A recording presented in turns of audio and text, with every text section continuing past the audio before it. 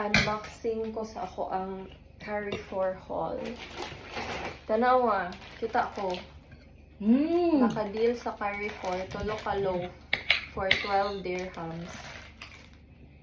Mga 3 loaf of cake. So, tag 4 lang ang isa. So, gibay na nako kay para na lang pamainit. Nagbay po ko salad na pre-cut. Mga pre-cut akong gibay, kaya di kapoy man ko. Tara, mixed veggies. Ako na siyang gisahon. Wala dyan ko nakatiis, ning palit kong cherries. Tag 13, gikan siya sa Argentina. 250 grams. So, feeling ako masulit siya, kay ang inani sa shaklan nga tag 10, gamay ra kaayo. Tapos nagpalit ko blueberry, tag 7, para sa ako ang pancake. Sa bulan ako siya. Tara akong pancake mix. Ate kaayo, kay nagtanaw akong pancake mix sa Carrefour. Ang isa, whole grain siya nga pancake mix sa Betty Crocker. Pero na siya'y fat. Kani nga wala, kay zero fat. So, kanina lang akong gibay. Mas barato pa, Jud. Fake news ko ayo. Di palit din akong cling film. Pero wala na akong zero nakabutang. Diri sa nutrition facts, zero fat siya. Katong whole grain nga mahal kaayo kay kuon na ay fat kani kay request nila isa nga croissant. So nag-refill ko sa kung seaweed. Nagpalit ko dressing, balsamic vinegar. Wala ko nagpili og kanang night cream. As in, nadugay ko kay sige ko basa sa label. Wow. Isa ka kilo nga chicken thigh. Ganahan di ko ani nga cut, boneless, skinless chicken thigh. Kay for me lami ang chicken thigh nga part. So nagpalit jud ko 1 kilo.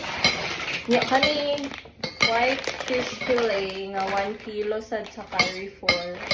Ako na siyang i-steam or i-gisa. So, para healthy na jud ka dyan. Yeah. Ni tando ra pa jud ko. Kay ginan ko sa cashier, you need a bag. Anak ko, yes please. Yan na siya giingon na wala ako kadungog. Nag-uor ako, halagi hulbot. Bitaw ni niya. So, tag 3. Parang, anak ko, laban na ni Uy. Kaya ginala man nila ate ilaha. Para na niya sa future card. Training. Yan. And then, napa ko yung second bag. Ako nga IT. Nagpalit ko panty liner. And, ang pinakabarato na, 11. Tapos, nagpalit na po ko grapes. Kay tag 7 lang ilang grapes. Goodbye.